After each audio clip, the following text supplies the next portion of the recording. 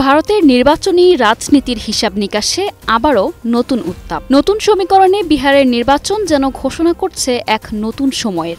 বলা হয়ে থাকে, এই রাজ্যের ভোটের জয় পরাজয়ই নাকি বলে দেয় আগামীতে দিল্লির সিংহাসনে কে বসবে আর কার সময় ফুরবে। এবার সেই বিহারেই কঠিন পরীক্ষার মুখোমুখি প্রধানমন্ত্রী নরেন্দ্র মোদী ও তার দল বিজেপি।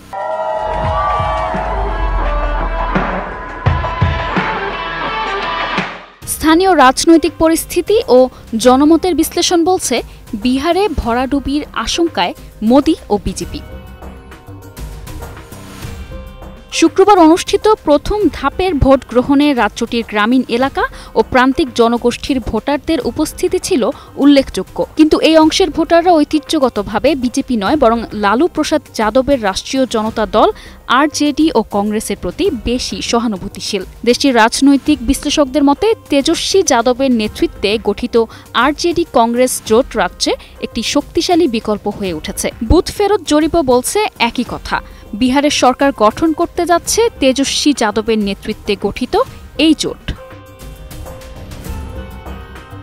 নীতিশ কুমারের নেতৃত্বাধীন জেডিইউ এর সঙ্গে জোট করে বিজেপি এবার আগের মতো উচ্ছ্বাস দেখাতে পারছে না, কারণ রাজ্যের মানুষ এখনও বেকারত্ব, মূল্যস্ফীতি, দুর্নীতি এবং শিক্ষা স্বাস্থ্য সংকটে ভুগছে।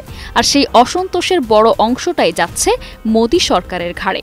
ফলে রাজ্যের বেশিরভাগ মানুষের মনোভাব এখন মোদী ও বিজেপি বিরোধী।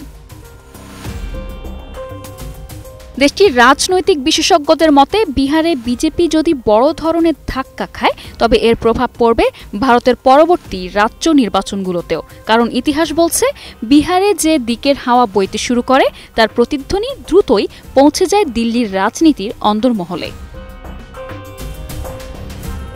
তারা আরও জানান, বিহারের নির্বাচন কেবল রাজ্য রাজনীতি নয়, বরং মোদী যুগের জনপ্রিয়তার এক মোড় ঘুরিয়ে দিতে পারে। আর যদি সত্যি বিহারে মোদীর ভরাডুবি ঘটে, তাহলে তার প্রভাব কাঁপিয়ে দিতে পারে ভারতের কেন্দ্রীয় ক্ষমতার মেরুদণ্ডকেও। আর তাতে হয়তো আগামী লোকসভা নির্বাচনের দিল্লির সিংহাসনে দেখা মিলবে এক নতুন মুখের।